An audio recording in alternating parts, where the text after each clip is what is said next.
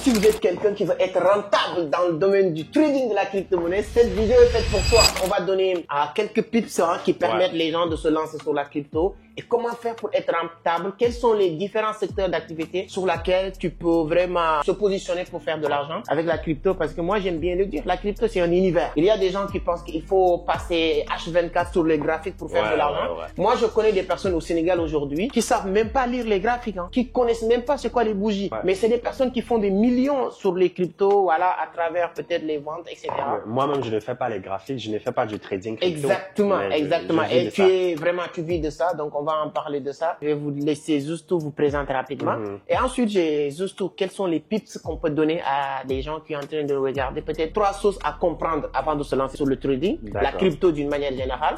Et 3 secteurs sur lesquels on peut se positionner pour vivre. Moi, je vais pas dire gagner des millions ou des milliards, mais en tout cas, commencer à générer des revenus passifs, quoi. D'accord. Mais présente-toi pour ceux qui te connaissent pas. D'accord. Moi, c'est Boari Mohamed. Ça fait 6 ans que je suis dans le domaine de la crypto-monnaie. J'ai publié 2 livres dans le domaine. Je suis le seul Africain à avoir publié un livre sur les arnaques de la crypto-monnaie qui est vendu aujourd'hui à plus de 7000 exemplaires déjà. J'ai organisé plus de 122 conférences dans plein de pays. 122 conférences dans plusieurs pays en Afrique francophone. Et il y a de cela 3 ans, j'ai décidé de me lancer sur les réseaux, sur la création de contenu. Et mon objectif simple, c'est de pouvoir vulgariser le domaine pour favoriser une adoption massive, en fait. Parce que je pense que nos prédécesseurs n'ont pas bien fait le travail et ils ont fait en sorte que les gens puissent se faire arnaquer.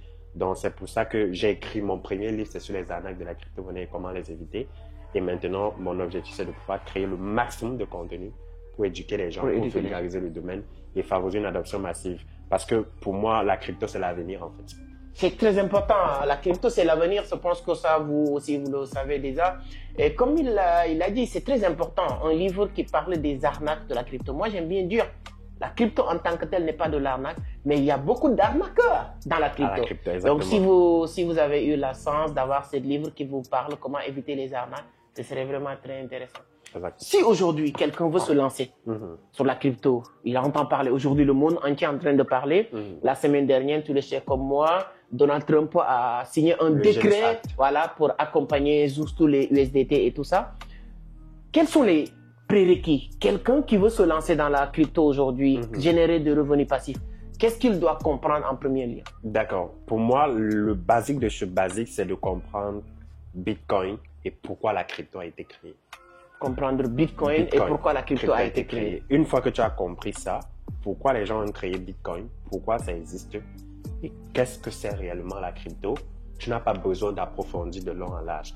Parce qu'une fois que tu as compris ce que c'est la crypto-monnaie, tu peux générer de l'argent, tu peux générer des revenus sans nécessairement avoir besoin d'être expert comme toi. Et je pense que sur ta chaîne, par exemple, tu as montré 1001 façons de gagner de l'argent avec la crypto. Honnêtement, si un jeune Africain dit « Je suis à Amadou Seck depuis 2 ans et je ne me suis pas lancé dans la crypto », ça veut dire que tu es maudit. Ça veut dire qu'on doit te libérer parce que tu donnes tout en fait. Il y a plus de 1900 vidéos. Et c'est énorme. Sauf que les gens vont toujours venir suivre, mais ils ne vont pas appliquer ce que tu dis. Donc, il y a plusieurs façons de pouvoir générer des revenus. Mais pour moi, le plus important, c'est d'abord d'avoir la connaissance. Comme tu as l'habitude de le dire, remplis la tête et laisser la tête remplir les poches. Donc, je pense que c'est très clair. Allez-y, juste tout chercher à mieux comprendre le Bitcoin et pourquoi le Bitcoin a été créé. Ça vous permet de vous positionner. Aujourd'hui, peut-être la personne a compris ça aujourd'hui et maintenant il décide de se lancer. S'il y a quelque chose qu'il doit comprendre sur les portefeuilles, parce que récemment il y a des gens qui me posent la question pour me dire que j'ai perdu mes fonds sur Trust Wallet, etc. Est-ce qu'il y a quelque chose qui est important sur la partie sécurisation des fonds aujourd'hui que tu peux partager avec les gens? Yes, not your key, not your crypto. Ça veut dire que si tu ne possèdes pas toi-même tes phrases secrètes, comme on a l'habitude de dire, tes mots de passe de ton portefeuille, ce ne sont pas tes cryptos. Évitez au maximum les plateformes centralisées. On en parlait d'ailleurs tout à l'heure. Surtout si vous faites déjà un certain type de montant. Mais il faut comprendre que vos clés privées, c'est-à-dire l'adresse ou alors vos codes d'accès sur votre Trust Wallet, votre MetaMask, c'est secret. Même à votre femme, ne partagez pas parce que même votre femme peut vous quitter demain. Même à votre mari, ne partagez pas parce que votre mari peut vous quitter demain. Not your key, not your crypto. Partagez uniquement avec des personnes de confiance. Mais n'oubliez pas que la confiance n'exclut pas la méfiance. Donc, en termes de sécurité, rassurez-vous, si vous vous positionnez dans les cryptos sur du long terme, soyez votre propre patron. Ne laissez pas vos cryptos dans des plateformes centralisées. Mettez-les sur des plateformes décentralisées. Et idéalement, si vous êtes sur du long terme et que ce sont des cryptos que vous n'allez pas utiliser quotidiennement, mettez-les dans les hardware wallets. C'est qu'on a parlé, il y a les trésors, il y a Ledger, pour ne pas faire leur publicité, mais mettez dans les hardware wallets et conservez jalousement vos clés privées. C'est très important, les amis. Ne donnez pas ça à quelqu'un, même si c'est ce qui vous demande ça, vous n'envoyez pas. Même si c'est moi, n'envoyez pas. Aucun coach ne doit avoir accès à ça. Donc, c'est très important. La sécurité de vos fonds est l'un des éléments le plus fondamental. Et je pense que rien à ajouter. Tout à l'heure, il y a quelqu'un qui a acheté des cryptos avec moi. Quand il a acheté ses dollars, il a mal renseigné son adresse wallet. Donc, il y a des gens qui ne comprennent pas. Donc, c'est pourquoi nous, on est en train de développer une partie formation sur notre plateforme Vision Crypto pour permettre les gens d'apprendre. Directement. Savoir comment... Je me suis rendu compte qu'il y a des gens même qui ne savent pas comment sortir leur adresse wallet, que ce soit sur Bitcoin ou sur USDT. C'est-à-dire qu'il y a des gens qui ne connaissent pas ça. Ce que tu prends comme basique, d'autres, c'est pas basique pour les autres. Ils ne connaissent pas. Et je pense que tu devrais, comme tu as dit sur la plateforme Vision Crypto, pour ceux qui ne savent pas de quoi il s'agit, allez-y, vous pouvez acheter les USDT, acheter du Bitcoin. C'est simple, c'est facile. Regardez dans les commentaires dans ces vidéos, vous allez voir la plateforme. C'est assez simple pour les débutants.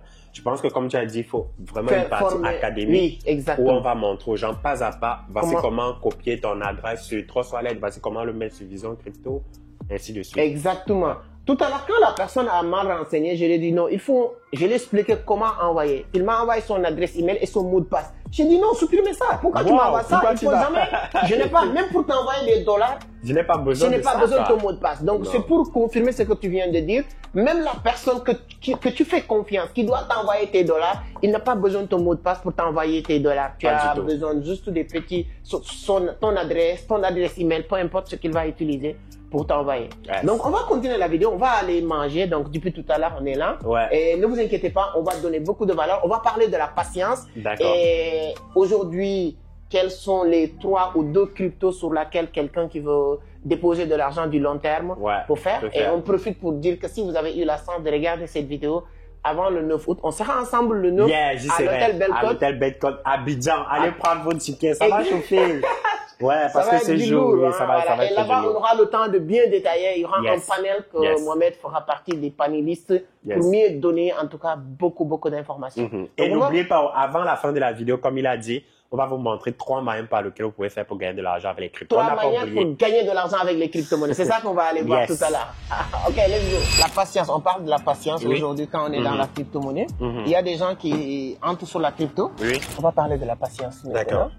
Il y a des gens, quand ils achètent leur premier dollar, que ce soit Bitcoin, que ce soit Ethereum, peu importe, une semaine, un mois, il n'y a pas de résultat. Ils font encore ces dollars et sortir dans le marché pour dire que voilà, c'est pas rentable, etc. Qu'est-ce que tu en penses de ça? Quelqu'un qui va investir sur la crypto. Est-ce qu'une semaine, il doit devenir millionnaire ou il y a un temps? En fait, je vais reprendre les propos du fondateur de Binance, CZ, qui avait dit dans l'un de ses posts sur Twitter, « If you cannot hold, you will not be rich ». Si tu n'es pas capable de garder et de conserver pour une longue période, tu ne peux pas devenir riche. En réalité, il faut comprendre que la crypto, c'est une nouvelle classe d'actifs. Et quand on dit nouvelle classe d'actifs, il faut avoir une certaine patience. C'est vrai qu'on peut gagner de l'argent rapidement, mais c'est également parce qu'on peut en perdre rapidement. Donc, il faut avoir une certaine capacité à pouvoir être patient avec ce qu'on a eu à investir. Il faut comprendre que rien ne se fait du jour au lendemain. Si tu peux avoir rapidement, soit tu as de l'expérience, soit tu as la chance. Par exemple, toi, c'est que maintenant, avec ton expertise en crypto, tu peux gagner rapidement parce que tu sais exactement quoi faire et qu'est-ce qu'il faut faire. Mais un débutant ne peut pas faire comme toi, sauf s'il a de la chance. Donc, à la place d'un débutant, il faut avoir de la patience et se dire, si je me place sur un projet cryptographique, je vais être patient et de viser beaucoup plus le long terme par rapport au court terme, en fait. Donc, c'est indéniable. Les plus grosses performances en crypto se font sur du long terme, surtout si tu te places sur des projets à forts fondamentaux. Là, on n'est pas en train de parler des mêmes coins, des shitcoins, etc. Non, on parle vraiment de l'investissement, pas de la spéculation. Quand on parle d'investissement, c'est un truc qui se fait sur le long terme. Il n'y a pas l'investissement sur une courte période donnée pour espérer devenir riche du jour au lendemain. Si quelqu'un vous raconte ça, la personne vous a menti, quoi. Non, moi, je voulais l'entendre de ta bouche, mais je savais que voilà, c'est exactement ce que tu vas dire. Parce qu'aujourd'hui, minimum, il y a même les altcoins. On peut même prendre l'exemple du Bitcoin et tout ça. Quand tu vois l'évolution du Bitcoin, sur chaque 12 mois, les gens me disent comme c'est qu'on a dit que le marché va évoluer et tout. Mais si tu vois chaque 12 mois, tu vois que le marché a fait fois. Si tu prends juste le Bitcoin, certains cryptos, ils sont fait fois d'eau. Et donc ça, je pense que ce qui empêche les gens de le faire ou de l'avoir, c'est de ne pas être patient. Et voilà, moi je prends juste un exemple très simple. J'ai dit les gens, prenons exemple, revenons en arrière. Aujourd'hui c'est le 1er août 2010. Aujourd'hui. Un bitcoin est à $1. D'accord. Tu vas acheter combien de bitcoins? La majorité va vous dire que je vais acheter 10 bitcoins, 100 bitcoins, 50 bitcoins, 100 bitcoins, 1000 bitcoins. Ok, d'accord. Maintenant le pire c'est quoi? Je te dire, ok d'accord, le temps passe vite. Aujourd'hui on est arrivé en 2025. Est-ce que tu as toujours les bitcoins? Si tu n'es pas capable de dire oui, ça veut dire que tu n'as pas la patience, tu n'as pas compris l'écosystème Je dis pas forcément tu dois attendre tout ce temps-là, mais tu dois mettre dans ta tête que tu dois attendre un peu quand même. Si vous faites de l'investissement, tu ne fais pas de la spéculation, tu n'es pas un bon trader, donc il faut investir sur le temps et c'est très bien. Là, on va parler de 3 manières de gagner de l'argent. Si tu donnes ça va être l'achat-vente des cryptos. La vente des cryptos. Oui, assez facile, assez simple. Je pars sur Vision Crypto, j'achète, je ne repars pas vendre plus cher. Je pars par exemple sur Vision Crypto, j'achète un USDT à 600, je repars vendre ailleurs à 620 francs. La vente des USDT? Donc toi, c'est quelque chose que tu connais très bien parce que il fait partie des domaines. Ça fait partie de mes sources de revenus. Maintenant, j'ai atteint un niveau où je ne traite plus les petits montants. Là, maintenant, je suis beaucoup plus sur les gros volumes, au minimum $10 000 pour l'achat. Pour les transactions, les achats, les ventes et tout ça. Donc, il y a des gens qui peuvent faire avec $50, $100 et ça peut leur apporter. Et tu peux même commencer sans rien. C'est l'avantage qu'on a. Avec la vente des USDT. Oui, tu peux commencer sans rien. Je prends un exemple. Quelqu'un qui connaît Amadou Seck. Tu n'as pas besoin de venir d'avoir du capital pour faire ça. Je viens voir Amadou. Si Amadou Seck me fait confiance, je lui dis, j'ai trouvé un client qui veut les USDT de $1000. Il me donne les $1000 USDT. Je ne vais pas vendre au client, je prends l'argent, je viens lui donner, je retire ma marge. Exactement. Donc, pas besoin d'avoir du capital pour ça. Alors là, on a parlé de aussi l'importance de la patience. On a parlé aussi l'importance de la vente des USDT qui est un business très important. Donc là, si on va prendre une deuxième business que tu penses que sur le marché, c'est intéressant, ça peut aider les gens qui sont dans le domaine, ça va être quoi? D'accord. Si on parle en termes de business sur rien qu'en crypto, ce qui peut aussi être intéressant pour les gens, c'est l'envoi des fonds. L'envoi des fonds. L'envoi des fonds, oui. Par exemple, tu cherches autour de toi des personnes qui veulent envoyer de l'argent en Chine. Au Mali, au Burkina, toi tu récupères le franc CFA et tu les fais envoyer en USDT. Ce n'est pas interdit puisque ce sont les cryptos, donc il n'y a pas encore une loi qui interdit ou alors qui accepte cela, donc tu peux bien sûr le faire. Donc, et quand tu vas faire, ta marge va se situer au taux de l'USDT que tu vas fixer en fait. Donc c'est également un business. Quand je parle de business que tu peux mettre en place, c'est ça. Donc tu factures aussi comme les gens qui envoient de l'argent en Chine, en Thaïlande, au Burkina, partout. Toi, tout ce que tu fais, tu récupères le franc CFA, tu convertis ça en USDT, puis tu les balances ça de l'autre côté. Donc l'envoi des fonds, c'est quelque chose également. C'est un business que quelqu'un peut mettre sur pied et qui peut donner beaucoup d'argent quand même, quoi. Moi, en tout cas, j'ai quelques clients qui sont sur plusieurs secteurs d'activité. J'ai même certaines personnes qui sont dans l'aviation. Souvent, ils ont l'habitude de recevoir avant de l'argent. Mais ça prenait énormément de temps pour l'avoir. Et je pense que ça va être la même chose pour les gens aussi qui vont envoyer de l'argent en Chine, à Dubaï. Aujourd'hui, dans le monde entier, il y a sur chaque pays des personnes qui acceptent de prendre les USDT, donc ça, c'est un très très bon business. Aujourd'hui, voilà, après ces deux-là, s'il y a maintenant quelque chose qu'on doit comprendre aussi sur ce secteur d'activité, que tu peux conseiller, suggérer à des gens aussi? D'accord. Ce que moi je peux suggérer aux gens, c'est l'épargne long terme sur du Bitcoin. l'épargne long terme, mais ceci n'est pas toujours un conseil d'investissement. Le contenu qu'on produit, c'est à but éducatif, ce n'est pas des conseils d'investissement. Mais moi, je peux suggérer aux gens, c'est beaucoup plus intéressant pour quelqu'un d'épargner, par exemple, sur du Bitcoin à long terme que de vouloir épargner à la banque. Les rendements du Bitcoin ont montré sa performance en fait parce que depuis pratiquement, depuis que Bitcoin a été créé ou alors depuis même les 5 dernières années, la performance annuelle composée de Bitcoin autour en moyenne de 29%. Donc ça veut dire que quoi? Si tu investis sur Bitcoin régulièrement, à la fin d'année normalement, ou alors en un an, tu peux avoir un rendement composé de pratiquement 29% sur Bitcoin. Ce qui est beaucoup intéressant par rapport à un compte épargne classique à la banque qui va peut-être te donner uniquement, je vais parler de 3,5%. Et lorsqu'on enlève l'inflation, lorsqu'on enlève les frais bancaires et tout ça, ton argent perd de la valeur, tu n'en gagnes rien en fait. Donc ça, c'est beaucoup plus intéressant pour quelqu'un. Les gens vont se dire, ah, ça fluctue et tout, c'est normal que ça fluctue. Le matin, tu peux voir peut-être ton épargne de 10 millions qui se retrouve peut-être à 9 millions, mais c'est pas grave. Parce que c'est sur le court terme que tu vois ça. Mais à long terme, forcément, tu vas te retrouver en train d'épargner peut-être 10 millions de montant épargné. Mais avec l'évolution du Bitcoin et puis ta constance, tu vas voir que les 10 millions vont peut-être 15 millions. Quoi. Non, c'est voilà, très donc intéressant. ton épargne devient un investissement. Moi, ça fluctue, ça prend de la valeur. C'est ce que moi, je peux dire aux gens de faire. Et comprenez juste Bitcoin, comment ça marche. On ne se base sur rien. On se base sur vraiment les propriétaires fondamentaux de Bitcoin, sa rareté, son processus de création, pour pouvoir émettre ce type d'arguments. Non, c'est moi en tout cas, je confirme déjà ce que tu dis parce que je le fais déjà. Moi, je le fais, c'est ça que j'appelle tout le temps le DCA. Du fait de l'investissement par palier. Donc moi, mon fils, les gens disaient qu'il faut créer un compte pour ton fils, nanana. Moi, j'ai décidé de créer un compte Bitcoin pour lui.